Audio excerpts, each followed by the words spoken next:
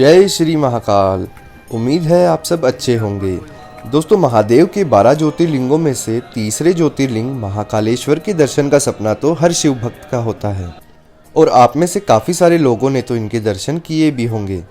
लेकिन दर्शन के लिए आने से पहले हमारे मन में काफ़ी सारे सवाल रहते हैं कि ये मंदिर कहाँ स्थित है, इसके टाइमिंग्स क्या होंगे, यहाँ कैसे पहुँचे, पहुँचने के बाद स्टे कहाँ करें, और सबसे बड़ा सवाल कि यहाँ महाकाल की भस्म आरती को कैसे देख सकते हैं। इन सभी सवालों पे हम डिटेल में चर्चा करने वाले हैं, तो एंड तक बने रहिए मेरे साथ। तो सबसे पहले बात कर लेते हैं कि महाकालेश्वर मंदिर कहाँ स्थित है और यहाँ तक कैसे पहुँचा जा सकता है। दोस्तों, महाकाल का ये मंदिर मध्य प्रदेश के उज्जैन जिले में शिप्रा नदी के किनारे पर विराजमान है और उज्जैन तक आप ट्रेन और बस दोनों ही माध्यम से पहुंच सकते हैं। और अगर आप फ्लाइट से यहां तक पहुंचना चाहते हैं तो यहां का सबसे नज़दीकी एयरपोर्ट होगा इंदौर का Devi Ahilyabai Holkar international airport. Indore airport की दूरी महाकाल मंदिर से 65 किलोमीटर की है, जिसको आप लगभग 1.5 घंटे में पूरा कर लेंगे। एयरपोर्ट से आपको उज्जैन तक के लिए बसेस, प्राइवेट कैब और रेंटल बाइक्स तीनों ऑप्शंस मिल जाएंगे। इनके प्राइजेज आप स्क्रीन पे देख ही सकते हैं। और अगर आप बस या ट्रेन से आ रहे हैं तो उज्जैन रेलवे स्टेशन के बाहर से ही आपको ऑटो मिल जाएंगे, जो आपको 50 रुपये लेकर मंदिर से लगभग 200 मीटर पहले ड्रॉप कर देंगे। उज्जैन में होटल्स की कोई कमी नहीं है और मंदिर के आसपास भी काफ़ी सारे होटल्स बनाए गए हैं, जिन्हें आप ऑनलाइन या ऑफलाइन दोनों तरह से बुक कर सकते हैं। होटल्स का चार्ज यहाँ 1000 से लेकर 4-5 हज़ार तक रहता है एक डबल बेड रूम के लिए। लेकिन अगर आप महादेव के किसी खास पर्व जैसे सावन के महीने में या फिर शिवरात्रि के दिन आ रहे हैं तो एक रूम के लिए आपको 12 से 15 हज़ार तक भी देने पड़ सकते हैं। तो बेटर होगा ऐसे टाइम में आप अपना रूम ऑनलाइन एडवांस में बुक करवा के ही यहाँ आए। तो यहाँ पहुँच के अपना स्टे बुक करने के बाद बात करें खाने पीने की, तो उज्जैन में आपको काफ़ी अच्छा खाना मिल जाएगा और थाली के रेट्स मात्र 100 रुपये से स्टार्ट हो जाते हैं। होटल्स के साथ रेस्टोरेंट्स भी आपको मंदिर से लगभग 50 से 100 मीटर की दूरी पे ही मिल जाएंगे। इन सब के बाद बात करते हैं सबसे बड़े सवाल के बारे में कि यहाँ पहुँच के महाकाल के दर्शन आप कौन कौन से तरीक़ों से कर सकते हैं। महाकाल के दर्शन यहाँ 4 तरीक़ों से किए जाते हैं, जिसमें बिना किसी शुल्क से लेकर 1500 रुपये तक के टिकट के ऑप्शन शामिल हैं। सबसे पहले बात करें बिना किसी शुल्क या बिना कोई रसीद कटवाएं आप लाइन में लग के महाकाल के दर्शन कर सकते हैं, जो सुबह 6 बजे से शुरू हो जाते हैं। इस लाइन में आपको भीड़ काफ़ी ज़्यादा देखने को मिलेगी और नॉर्मली यहाँ 3 से 4 घंटे का टाइम इस लाइन में लग जाता है। दूसरा ऑप्शन, आप 250 रुपये का शुल्क दे के भी दर्शन कर सकते हैं। 250 रुपये वाली लाइन में आपको भीड़ कुछ कम मिलेगी निःशुल्क वाली लाइन की तुलना में।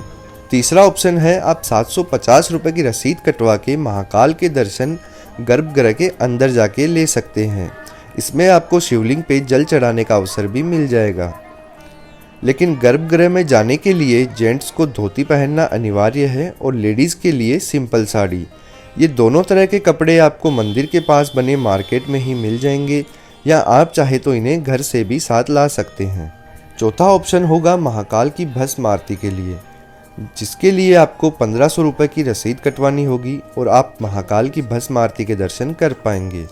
भस्म आरती का पास आप ऑनलाइन बना सकते हैं या फिर यहाँ पर आके पंडित जी से बात करके भी आपको ये पास मिल जाएगा। भस्म आरती का पास बनवा के आपको रात के 2 से 3 बजे ही लाइन में लगना होगा और सुबह 4 बजे मंदिर के कपाट खोल के इसकी तैयारियाँ शुरू कर दी जाती है। एंट्री गेट पे ही आपको आरती के पास के साथ अपना आधार कार्ड भी चेक करवाना होगा। भस्म आरती करने से पहले शिवलिंग का श्रृंगार धतूरे से करके इसे महाकाल का रूप दिया जाता है और बाद में इसे प्रसाद के रूप में बांट दिया जाता है। महाकाल की ये भव्य आरती सुबह 4 बजे से 6 बजे तक चलती है और ऐसा माना जाता है कि भस्म आरती के दर्शन मात्र से अकाल मृत्यु का खतरा हमेशा के लिए टल जाता है। महाकाल की भस्म आरती का माहौल ऐसा होता है कि आपके रोंगटे खड़े हो जाएंगे। अगर मौका मिले तो आप भी इस आरती का हिस्सा जरूर बने। मंदिर परिसर में मोबाइल या कैमरा लेके जाना अलाउ नहीं है। अंदर जाने से पहले आप अपना मोबाइल काउंटर पे जमा करवा सकते हैं, जिसके लिए अलग से कोई चार्ज नहीं देना होता। महाकाल के कपाट दर्शन के लिए रात को 11 बजे तक खुले रहते हैं। उसके बाद इन्हें अगली सुबह 4 बजे तक के लिए बंद कर दिया जाता है और इनकी आरती की टाइमिंग आप स्क्रीन पे देख ही सकते हैं। दोस्तों शिव पुराण के अनुसार ये ज्योतिर्लिंग द्वापर युग से ही यहाँ विराजमान है, जिसकी स्थापना भगवान कृष्ण के पालनहार नंद बाबा के 8 पीढ़ी पहले करी गई थी और इसे पृथ्वी का एकमात्र जागृत ज्योतिर्लिंग भी माना जाता है। तो मंदिर में दर्शन करने के बाद आप इसी के पास में बने महाकाल लोक को देखना बिल्कुल भी मिस ना करें। यहाँ आपको भारत माता मंदिर से लेके महादेव की बहुत सारी या कहें कि महादेव के हर एक रूप की प्रतिमाएं देखने को मिल जाएगी। महाकाल लोक का भ्रमण आप रात के टाइम भी जरूर करें।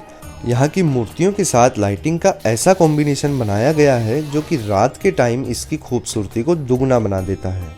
मंदिर के आसपास आपको काफ़ी अच्छा खासा और बड़ा मार्केट देखने को मिल जाएगा, जिसमें खाने पीने के साथ कपड़े, गिफ्ट आइटम्स और प्रसाद की दुकानें शामिल हैं और इनमें से कुछ दुकानें तो 24 घंटे के लिए खुली रहती है।